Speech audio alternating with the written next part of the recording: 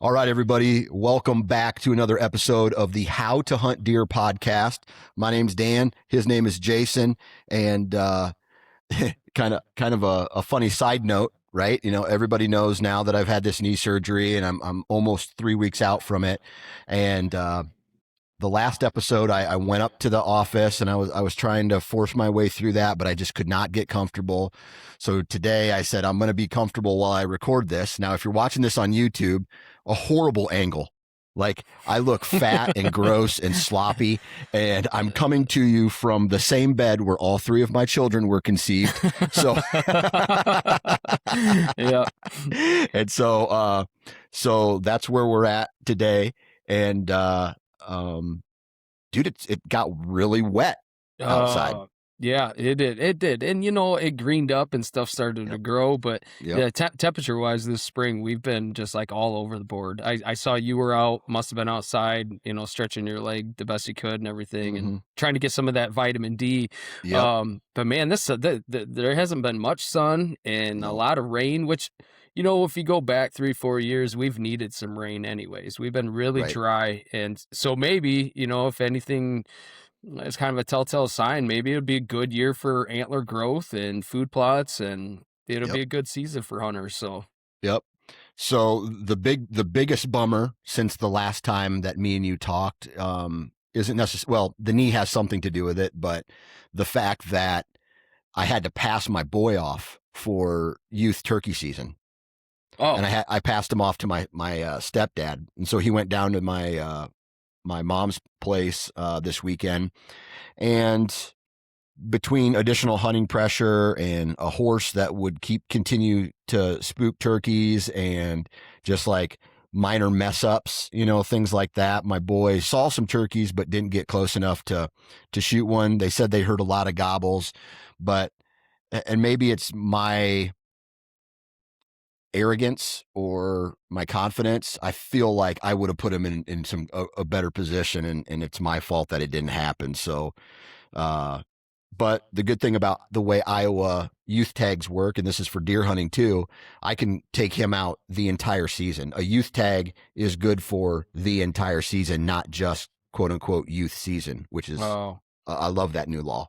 yeah, that'd be awesome because we kind of did the same thing here. My kids were with their mom for their spring break, and then we had sports and everything. And then my one bonus daughter, she wanted to go, and nothing worked. In Illinois, you have 2 youth weekends, and so it's only 4 days that they can hunt. And so we never even got out.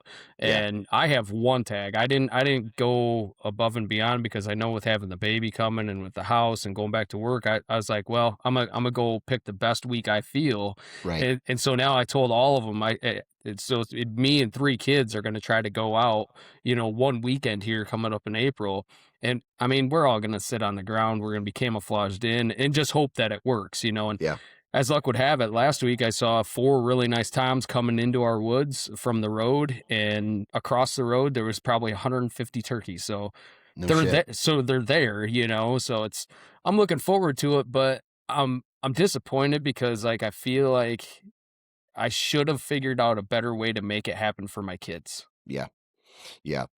It's tough. It's tough, man, to balance all of that. And so I just know that this is short term, and next year I'll be able to get out there and go bananas with them and, get them where they need to be. But until then, I'm kind of held up where I'm at right now and just chilling at the house and trying to go to rehab and get better and continuously just trying to keep moving forward. And then, like I said, the ultimate goal here is to be ready by the hunting season. Right. And so I'll be honest. I thought I was going to have the energy to pick my bow up and just sit on a bucket and shoot my bow. I don't even want to do that right now, to be honest with you. So, I'm just too busy with work and the healing process, but there's plenty of time between now and then. So, We had just to kind of jump and change subject a little bit, but what we talked about last time is, you wanted to shoot your bow and stuff, and I said I needed to start doing a big purge of all my stuff. Oh, and so we started, and I literally had, for 5 kids and my wife sitting here in the basement as I'm going through like boxes and totes. I honestly, Dan, that I haven't opened in probably 15 years, 16 Oh hell years. yeah, get You rid of know, all of that stuff. it's Yep. like, oh my gosh. And I overloaded. We got a dumpster that we just have because we have a long driveway, so it's easier. And I packed that dumpster full, and the lid's sticking open on it, And, so I'm sure he's gonna be happy as he's dumping it this morning. But man, it felt good to get rid of some of the stuff, and then Right. the kids were getting involved. They're like, oh, I want this, I want that, and so it was pretty cool. But I haven't even like touched the surface of it. My wife looked at me and she's like, it's a good thing that I moved in with you and you didn't move in with me. Right. Right. Yeah, got to get rid of all that crap, man. Yeah. It's just it felt good when I cleaned my garage and got rid of all that stuff and got it all organized. My next big project for at least organization from an organization standpoint is my office. I have some hunting gear and equipment in there, more like electronic stuff, trail cameras, things like that. I need to get up some tables and like I also own another company called Full Sneak Gear, which is like an apparel company. So I have to organize all that, clean my office. That's the next big thing, and then I should be good to go as far as all my organization is concerned. And then the rest of it is just Yeah. like business type stuff. But um, we're going to talk about food plots today, and we're Yeah. not going to go like we're not going to go. See, and here's the thing: I wonder if you asked all the hunters across North America, and we'll just stick to white-tailed deer hunters across North America.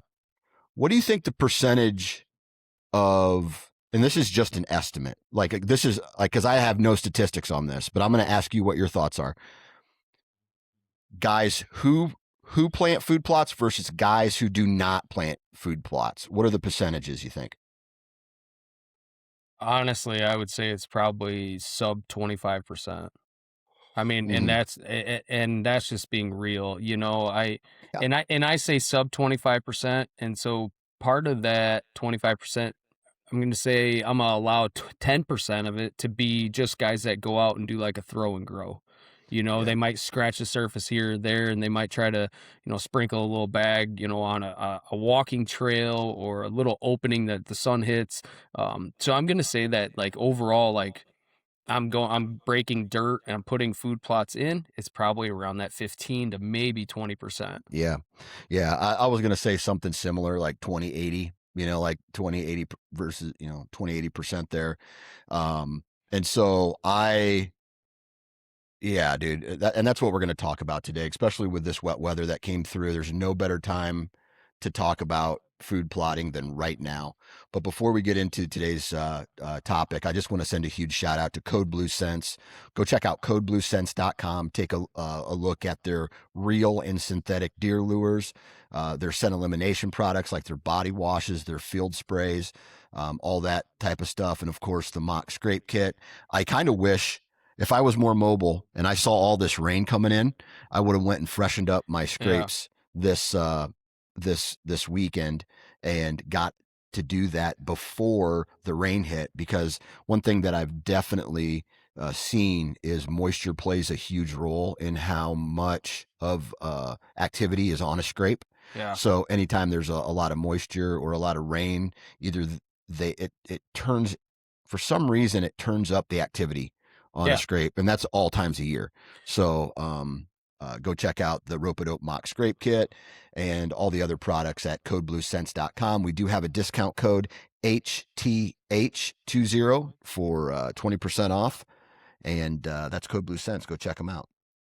All right. Yeah. So I'm gonna piggyback off of that just Yeah. a little bit with those mock scrapes and stuff. I've done a lot of putting my mock scrapes in correlation with my food plots, Mm-hmm. because a lot of times you want to get those deer coming and going from a certain area. And one of Yeah. the best ways I found is, if you have a destination food source or if you have a micro food plot, plant to where you feel like the deer are going to be safe and everything, but then also back off of it and then build your scrapes, from there. And Right. if you have a scrape line, a mock scrape line, if you have multiple existing scrapes and then you throw a mock scrape off of it, it works good. It goes great hand in hand to use the scrapes with the food plots. So Right.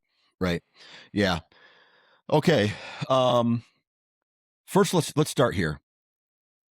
What time of year do you typically start to think about your food plot strategy? Like, and what I mean by food plot strategy, where you're going to be planting and what you're going to be planting. Well, I mean, obviously here in the spring, we start looking at the windows of, okay, we got a wet week coming and we have a dry spell, so we'll try to break some soil at some point. But a lot of times what happens is if anytime we planted corn the year before, we don't harvest the corn or anything like that. It just naturally kind of decomposes, but then I'll go out with like a brush mower and I'll brush hog it all down and I'll run over it several times and make it as small as I possibly can, and then if it clumps up, we'll kind of shove it off to the side. We may burn it if we have to, but then we'll work the soil from there. Time frame wise, I mean, right now, I mean, you're looking at you can start prepping some of it, but I don't get too excited about planting anything until about the first part of May, just because you're still going to get into that freeze and thaw. I mean, just last week we had a one of our tank heaters for our cattle froze up, and we still had ice in the tank, in the water tank. So I know that if we put seed in the ground, it's not going to do a whole lot. So you're afraid if you get it in too early, it'll rot. Yeah, it'll rot or it'll start to germinate and come up, and then the frost will kill it off. Yeah, So it's yeah. one of those things where it's kind of temperamental, and then with like my brother and I do a lot of these together, so work-wise, we try to balance that to where if he's available or I'm available, he'll do this or I'll do that. Last year we didn't get to do a whole lot together, so we kind of just went our own separate ways. And one of the biggest things we do is we plant corn and we plant beans. And Hmm. the main reason we do is it's super budget friendly for, a blue collar guy. You can go to your neighbor farmer, you can go to a co-op, and a lot of times they'll have like leftover plot bags for basically next to nothing or for free even. And a plot bag will do generally what you need to do for the size of area that most of us have. Okay, Uh, be more specific of what is a plot bag.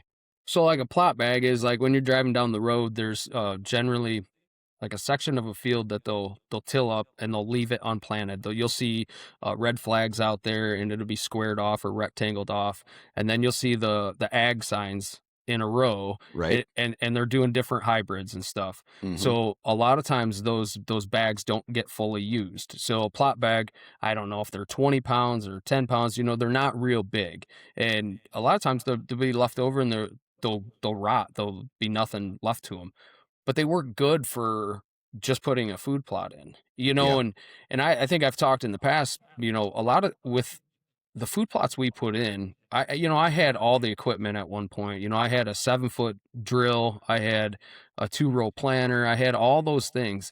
And what I found was time wise and then expense wise, it really didn't balance out to what I was trying to put in. So we went to just single row walk behind planters, and they have interchangeable plates. I mean, you can pick them up at some of the farm stores, you can pick them up on Amazon. And with the interchangeable plates, I mean, you can plant corn and beans and sunflower, but what I found is you're more maneuverable. So as long as the soil is favorable for walking conditions where you're pushing this single row planter and you can manipulate these um field lines, the rows to your favor. So if you wanted to create some sort of travel corridor with like your corn, you could flare the ends, you can open it up, you could bring it towards a trail. So, because deer are going to walk the path of least resistance. So Hmm. if your trails were, or if your rows were heading to a trail, they're going to walk right into your rows of corn. So we found that that was really beneficial. It's cost efficient too, because I mean, I think the planter, you can get one of those single row planters for less than $200, and you talk to your local co-op or your local farmer, and you get a bag of corn or beans left over for next to nothing, or you just throw them a couple bucks cash, $20 Right. cash, and get a 5-gallon pail of corn. It's gonna last guys a long time. I mean, there's not too many blue collar, low budget, or budget friendly, however you want to look at it. There's not too many guys that are going to go through a 50-pound bag of corn or beans in a year. Yeah. Uh, between the three properties that I'd say me and my brother have that we put in together, if we did it on a average year, we probably only go through about 50 to 60 pounds of beans, so a little over a bag, and we would probably use somewhere around 30 to 40 maybe pounds of corn. And Okay. and we're doing, oh gosh, I would guess we're probably doing, just say 6, 7 acres of stuff. Yeah. So on any given year, we're going to rotate that, but then we also have a fall planting season too, where Yeah. we found that there's a lot of benefit into having a green food source. And a lot of those green food sources come from bulbs and turnips and winter wheats and rye. Those things seem to be a deer magnet for when not only the beans change, they'll change in color, they'll start to get woody and stemmy, and the deer will kind of shift off of them to corn. But Hmm. then you'll also have the deer go back to the beans once they've lost their vegetation, once it's got really cold. Um, so that green source is actually really beneficial when the temperatures rise or when it gets wet. There'll be certain times where they'll hit those green sources and they still may end up in a corn or bean field, but predominantly here in the Midwest, I mean, you look around, it's corn and beans that most people plant in their Yeah. fields. Yeah. All right. So this kind of opens up a line of questioning that I have, and it is I'm gonna ask two questions. So I want the first one to be very simple. How many acres do you have access to hunt?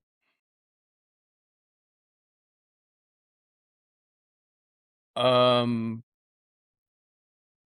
I'm asked this back though, because I got of land that I can put food plots on or not.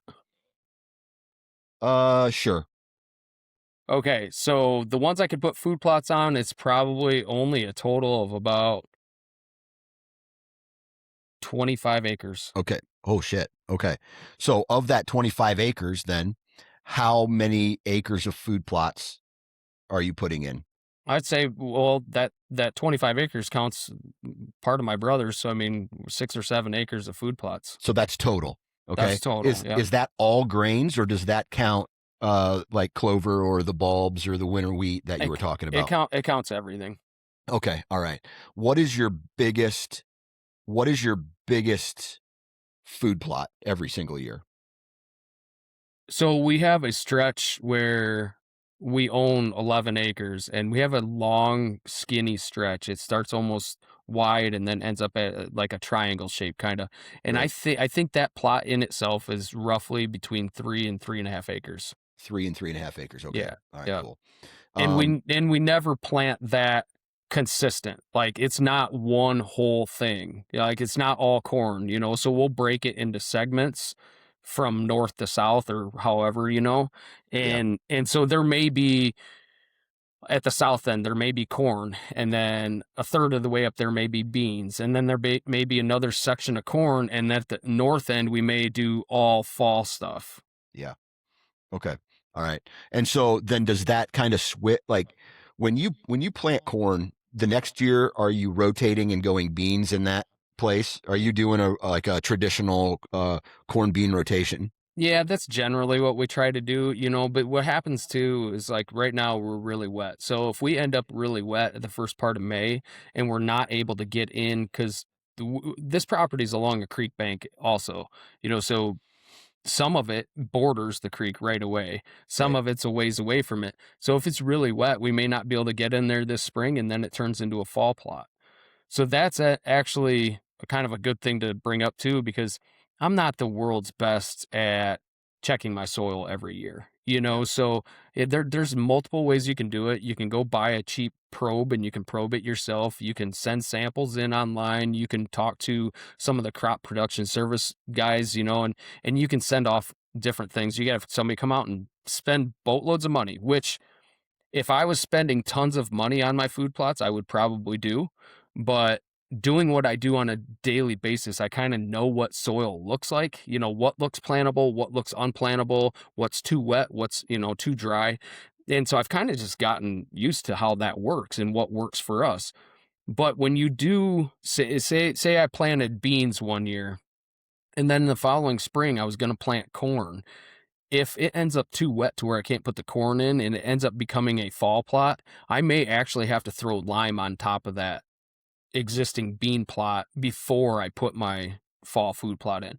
Just because the nutrients from beans and the nutrients from those fall plots, they end up creating nitrogen for the soil, which is great for corn, but not necessarily you don't necessarily need that much for beans. So it's just kind of like we dabble a little bit here and there. I gotcha. All right. Um, the the next question is when you're planning your food plots. All right, I'm gonna take a backward step here a second. I had a buddy. He lives in Iowa. His name's Tom Peplinski. Dude kills giants every year. He has the right property. You know what I mean? And he's like, listen, I don't give a shit where the deer are at in July, August, even September, right? I'd like them to start to come back in September, right? I just want the deer to be on my property during the hunting season. Yeah. And he said, my goal is not to necessarily feed deer all year round because, if you're trying to do that, then you're increasing the amount of food, which is increasing the amount of money that a person is spending. Mm. And so my question to you is, what is your goal with these food plots? Is it to feed deer all year long, or is it to have them around only during the hunting season, or is there a mix of that? I mean, I'm gonna say it's a little mix of it, but I also look at herd health too. I mean, Yeah. because obviously where I'm at, it's ag ground, so we have farmers that have tons of corn and tons of beans, and that window lasts so little anyways. So Mm-hmm. once that stuff's gone, then they're basically browsing stubble or browsing, spilled piles. So we generally just kind of like to have food for, I guess, year round in a way. Yeah. Um, I don't look at it as, I put this corn in right now. I don't look at it as this corn's going to be here next spring. You know what I Right. mean? I know it'll be gone. So we'll mix a little bit of that green stuff in, and yeah, they'll pick away at the bulbs and they'll eat some of the, some of that green stuff, but it's not necessarily like I'm feeding them year round. I just kind of look at it as like, I don't want to say habitat improvement because it's not really that. It's more like we're putting money out there, we're giving them a place to eat. So I would say our window is probably a little bit similar to Tom, but Yeah. herd health kind of has a big thing for me with it. Like I Yeah. just want to make sure that they have food. Yeah. And I know that deer are going to come in, eat on us, and then head out. I know that yearly, so giving them a little variety may help them stick around a little bit. If we have corn and beans and then we have 3 or 4 little small micro green plots, that may be enough to keep them there during the hunting season, but it's not just for deer, we put these in for turkey and pheasant, and so it's Yeah. I don't know, that's kind of a tough question, like here at home at my house, like last year I put in like 7 micro plots, so I probably planted maybe acre and a half to 2 acres. I mean, they're really small plots. But I put a mixture of different things in just to see like what was going to work where. And it's funny because those deer ate on that stuff for about 3 months and then they left. Yeah. But to coincide that, they also left basically when the rut was pretty much over. Like there was nothing here to keep them through winter. So it's like I don't have that bedding area over winter for them. Now, there'll be does that come in and they drop fawns every single year on us, and they sit here all summer long, and then boom, you get into like September, October, and then the bucks will start to filter in. But it's not like I really planted food for the deer to come in. Gotcha. So this is a very high level question, but why do you plant food plots? I enjoy it. Okay. I enjoy it. I mean, to me, it's, we talk about when I hear a lot of guys talk about habitat improvement and hinge cutting trees, or clearing a fence row, or making a funnel or a bottleneck or whatever. I just feel like there's so many things that you can do on your property to benefit you in a deer hunting situation or scenario. And, growing up, I mean, we both watched, whether it was Monster Bucks or whether it was Drury's or Real Tree, whatever it was, we watched all these videos, and a lot of these videos stemmed from guys hunting over a lush green plot, or standing corn. And to some respect, I mean, I don't have that money, but I do have enough that I can enjoy it on. Yeah. So when I sat there this past fall, I hunted here at home probably the most I've hunted in almost 10 years. And I heard that that one buck grunting through the fog and everything that morning. And then as the fog starts to lift and the sun's coming up, and I look underneath me and I got this lush green food plot. I mean, to me it was just like, gosh, this kind of came full circle.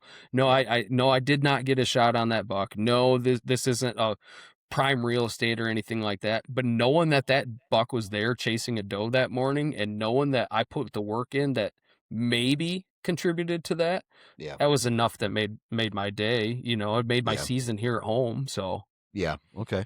Yeah, that makes sense. Um, I want to talk about best and worst for a second. Okay, we'll start off with the worst. What have been some of the biggest food plotting mistakes that you've made over the years that you said, well, I'm never going to do that again? So there's obviously, with different varieties and different hybrids and stuff, there are certain chemicals that you cannot put on certain things. And then obviously, just like we found with whether it's human diseases or whatever, there are different vaccines, right? So different sprays are effective on different weeds. Some of those weeds have kind of become like, spray me all you want and I'm still going to stick around. You know, Yeah. so I mean, the water hemp's a bad one. But what I found is there's obviously a learning curve with, you can't just go take and buy a bag of sweet corn and put out there and then spray it with Roundup. It's Right. not going to work. I Right. mean, like, you do have to do some sort of research and do yourself a favor and learn about the product and what you can put on. I'd say some of the other things is planting when it's too wet. I mean, we have literally forced food plots in just because of time restraints with work and stuff, Yeah. to where equipment was either getting stuck, it was getting bound up because it was so muddy. It is some of the timber soil is one of the harder ones to get stuff to grow in, but once you do, and you learn what you need to do to it each year, you can benefit from it. I'd say another thing would be covering your soil. When you put a seed in the ground, there's a depth rating that it's supposed to be planted at. And I feel like a lot of guys sometimes they just go out, they'll hurry through it, and there's like, oh yeah, it's good. Well, it never made good soil contact. It wasn't buried an inch. Maybe it was buried 2 inches, or maybe it was buried just coated with the dirt. That stuff's not gonna last. I think planting to your size is real crucial. I know a lot of guys that'll go buy a bag of clover and it'll say a half acre or acre bag of clover. Then they'll do like a 20 by 20 square and they're like, holy cow, that bag's gone. Well, it's because there's a rating on it for a reason. Figure out what your square footage is and then, actually apply it how you're supposed to. If it's a broadcast spread, maybe you need to dial it in, turn your settings down. There's a lot of mistakes that I've made. So there's no by far is this an expert, food Yeah. plotting. Yeah. I'll tell you this, man. I made a couple. I've only planted, oh man, I think it's two food plots in my entire life. Okay.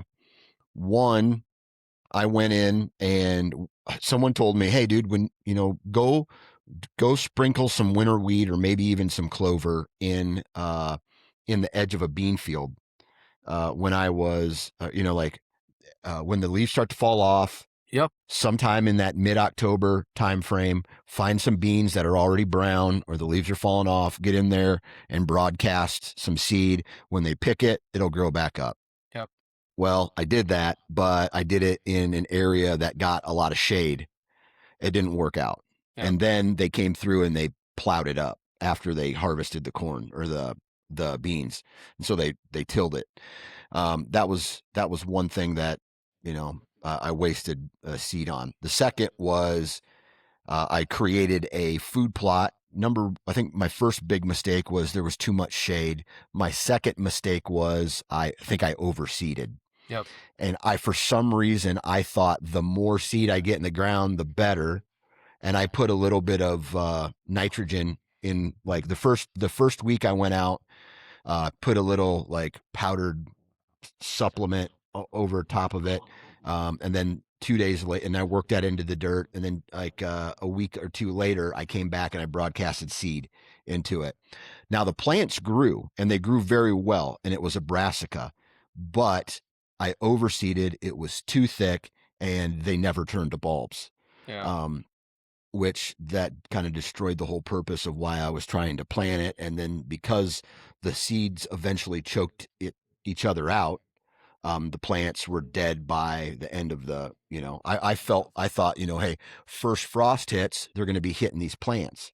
And they never did. And Yeah. they never turned to bulbs. And so there goes the whole late season portion of it. So I just completely overseeded. And since then, I personally don't have the ability to plant any food plots. Now, I do have a newer farm that I've been hunting now. This upcoming season will be my fourth year, I think.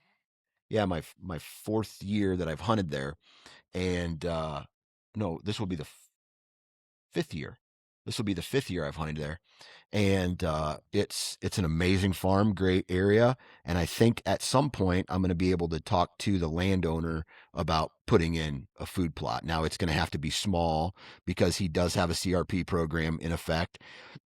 He does have like farmers that cash rent off of him, so I can't get in the way of any of that. But if I talk to him about it, I'm sure he would be open to hearing it. He's the same guy who allows me to go in and do the hinge cutting projects that I've tried to implement over the years. But outside of that, I have very little experience with food plotting, and that's why I talk to guys like you and other guys who have a little bit more experience. So the failure thing though, that seems to be a no-brainer, right? Like if you start messing around with this kind of stuff, you're going to drop the ball whether you do a ton of research or not Yeah, at some but point. 100%. I mean, I think that was the biggest learning curve for me back in the day was I'd go buy a bag of quarter acre, whatever, and then I'd look at it, okay, this looks like a quarter acre, and I'd get a third of the way through it and the bag was gone. And it's like, that was one of the biggest things that you could plant it, it's going to come up, but it's not going to produce, and you're literally just wasting time and money at that point. So I think doing a little bit of research, measuring things out, and even the soil testing. I mean, if you have the money to go buy a bag of food plot seed, you have the money to go buy a little stick in the ground probe that'll at least give you the meter that shows you, hey, I'm 6, I'm 5, whatever. And then you can at least go off of that as far as lime and fertilizer goes.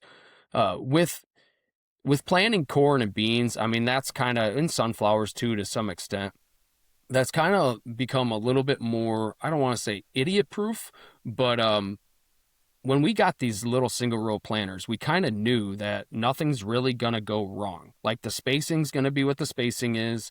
We're planting it in a row. We're not broadcasting it, so we know we're not over or under seeding an area. We can take these rows and we can make them this way or that way.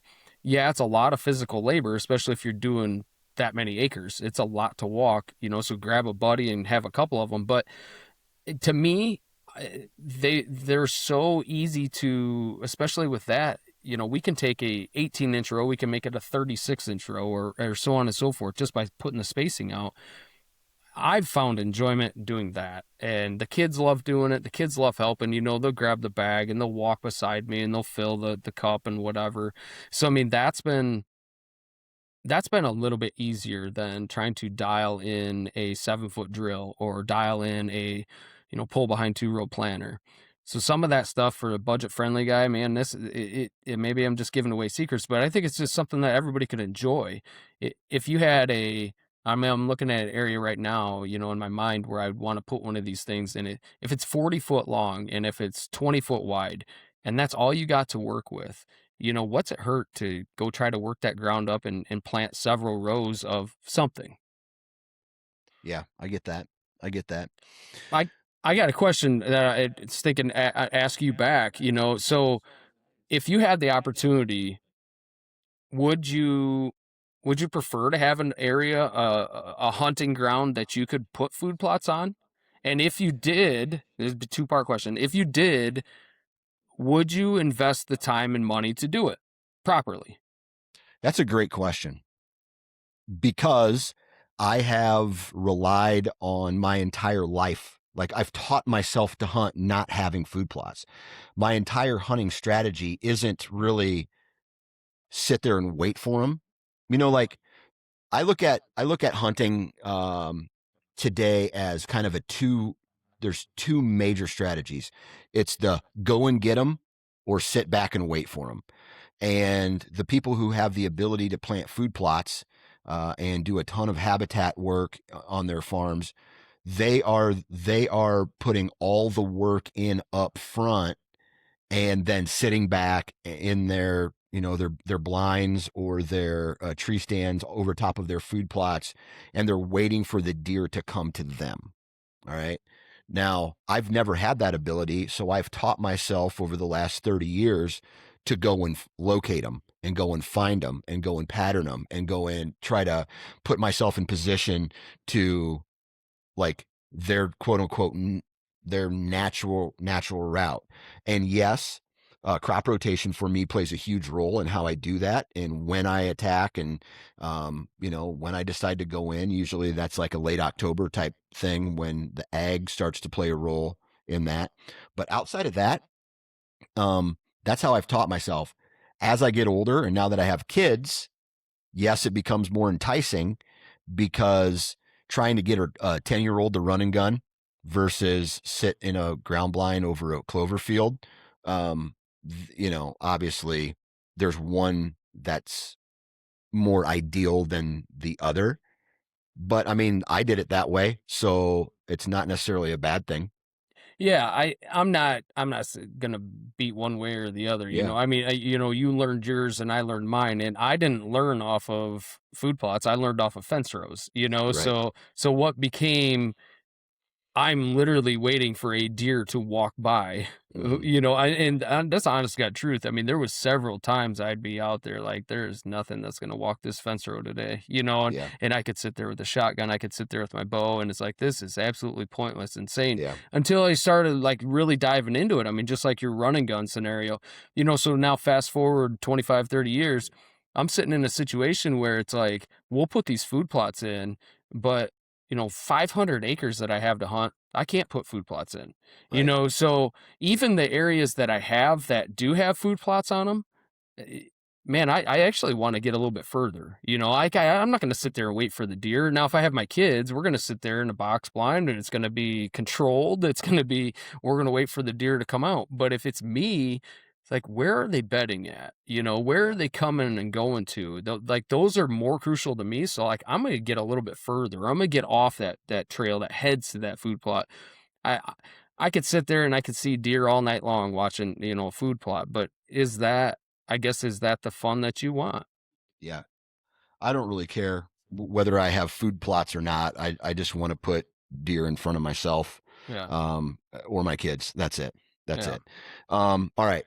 So now we kind of discussed the mistakes over the years. I want you to talk to me about the best year of food plotting that you've done, and not necessarily like, oh, I had great yield or they looked good, but the purpose behind them, which was it was a great food plot because I had a ton of deer on my farm. Like, talk to me about what you did that particular year, and then maybe how you try to replicate that every year. So I'm looking at the one wall over here, and I was just thinking when we were talking about the hunting over a food plot, and I only can count one deer that I specifically shot in a food plot.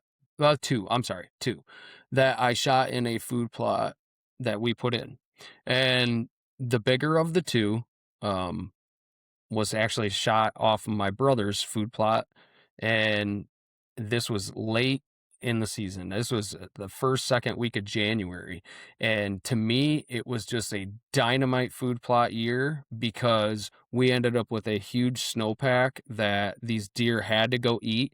Farmers had already harvested all their corn and beans for the year, and then we had leftover food, so night in and night out, night in and night out, or day in and day out, deer were coming in religiously to these food plots So until that was like a late season thing, there was a right? late season thing. So like Okay. so we left our corn and we left our beans, and these deer would load these food plots. And these are not huge food plots. I mean, we already talked about that.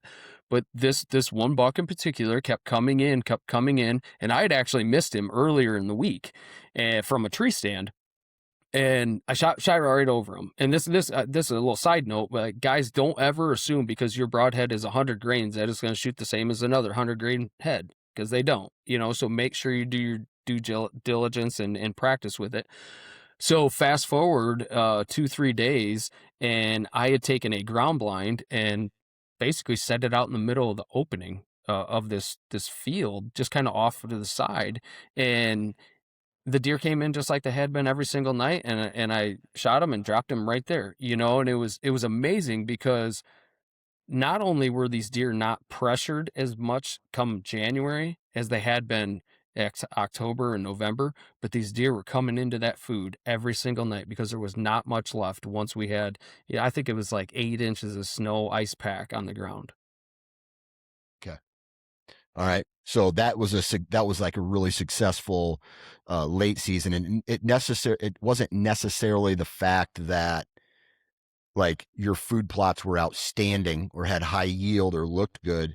It was the fact that there was a ton of snow and the crops were out, and all of that led to deer searching for food, and that just so happened to be your property. And that happened to be, we had the food for the area. I mean, there was nights where, so this is probably in his tillable sections. He's probably got an acre to an acre and a half of tillable what he puts into food plots, and he'd have 40 deer in it.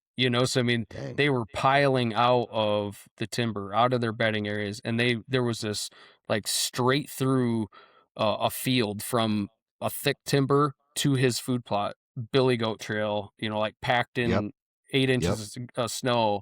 And it was just amazing. And like, so to me, that was a huge success. Uh, but honestly, one of the biggest things that I think for me, food plotting success is, I love, like, I got a little bit of OCD, and Hmm.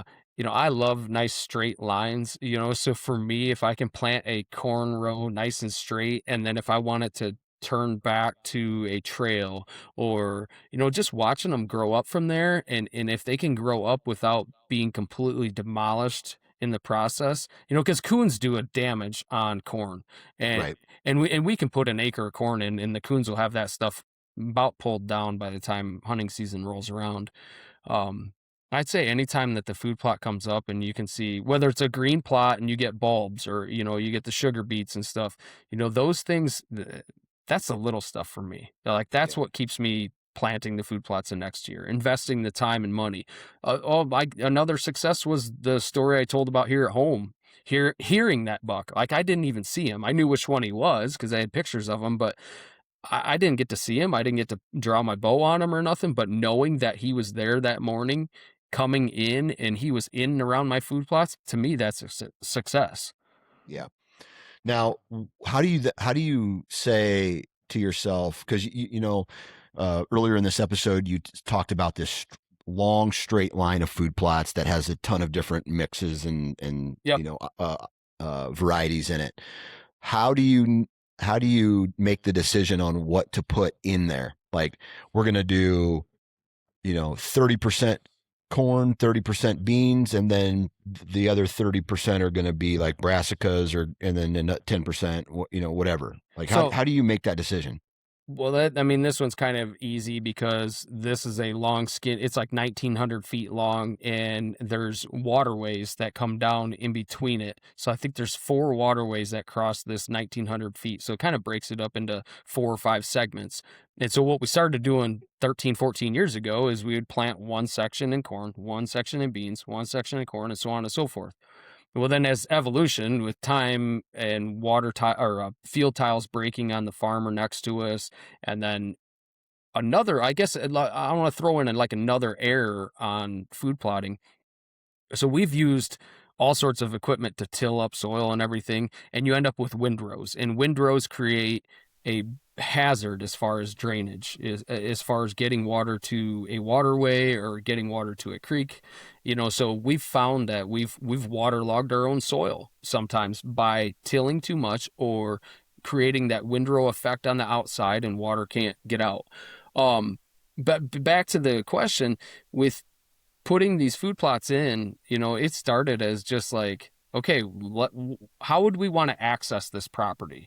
Because this 1,900 acres is on the east side of our timber, okay? And our access is only from the east side. Now we can access it from the northeast or the southeast or right straight east, but either way, we want to come into our stands. So we strategically would put, rows of corn. We did for a while. We did like 6 rows of corn on the outside, and we'd use that as a walking path. And then we would do the next plot and so on and so forth and be able to try to get to our stands.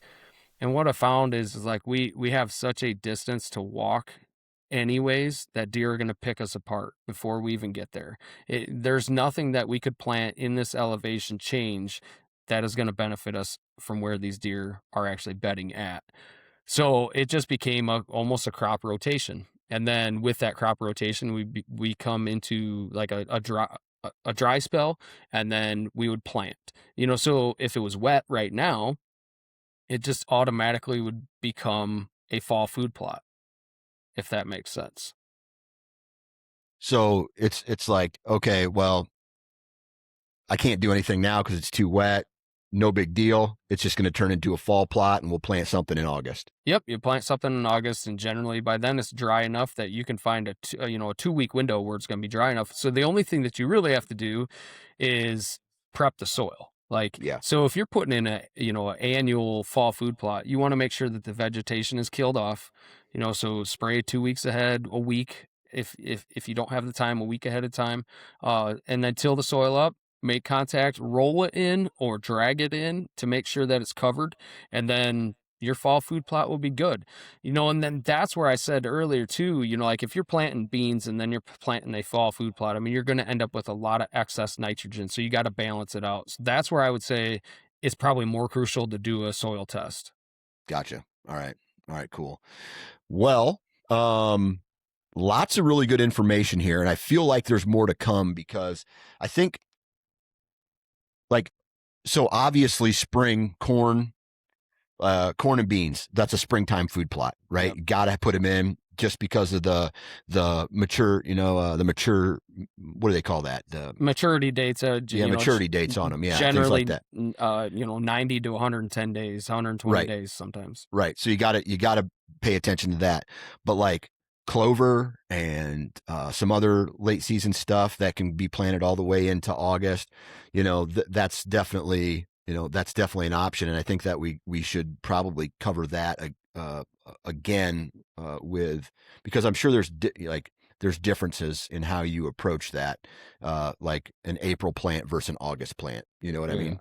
Yeah. Well, and food plots are food plots, but there's also like, bedding. There's also switchgrass. There's also Yeah. like some of the I can't give some of the names, but some of the taller vegetation that, access screens and stuff that people will put Yeah.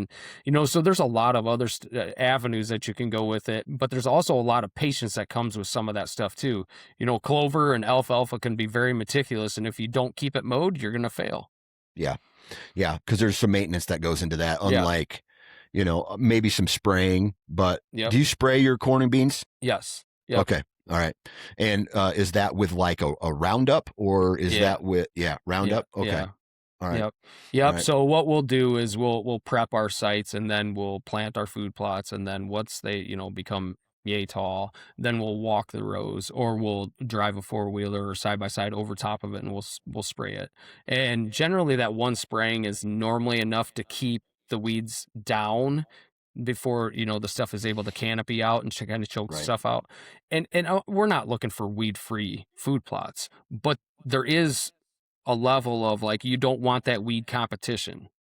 Yeah. So, I mean, especially in a dry year, weeds will suck up that moisture and it will kill off your food plot. Yeah, absolutely. Lots of things to think about. I think this is a great starter conversation for, for anybody who's thinking about it. Do you happen to have any resources that you could mention for people to go check. I mean, there's a lot of conversations, podcasts, articles, things like that. You can even go to like, for example, like Whitetail Institute's Yeah. website. They have a ton of great information on there, and other quote unquote influencers So or podcasters that do the same thing.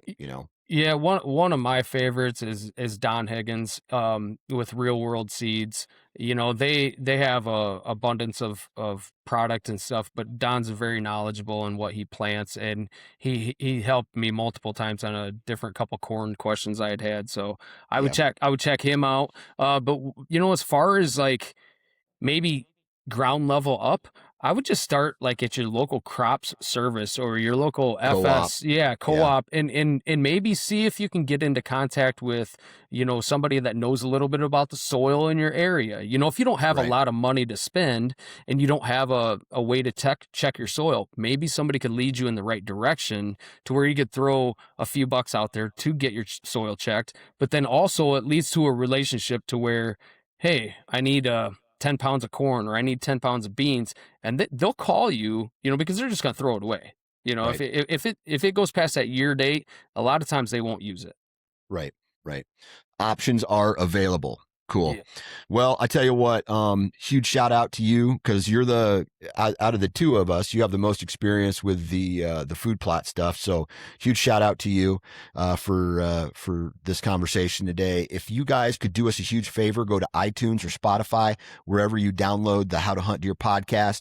Do me a favor, go leave a 5-star review. We also launch all of our content on YouTube, so go follow and subscribe, comment, all that stuff on below on YouTube, and that's How to Hunt Deer on YouTube as well. Outside of that, hopefully everybody has a great spring. Mushrooms are starting to pop, turkeys are starting to gobble. So get out there. A lot of stuff to do this spring, especially if you're thinking about food plotting for the first, second, or third time. Good vibes, everybody. Jason, have a good rest of your You day, too. and we'll talk to you guys next week.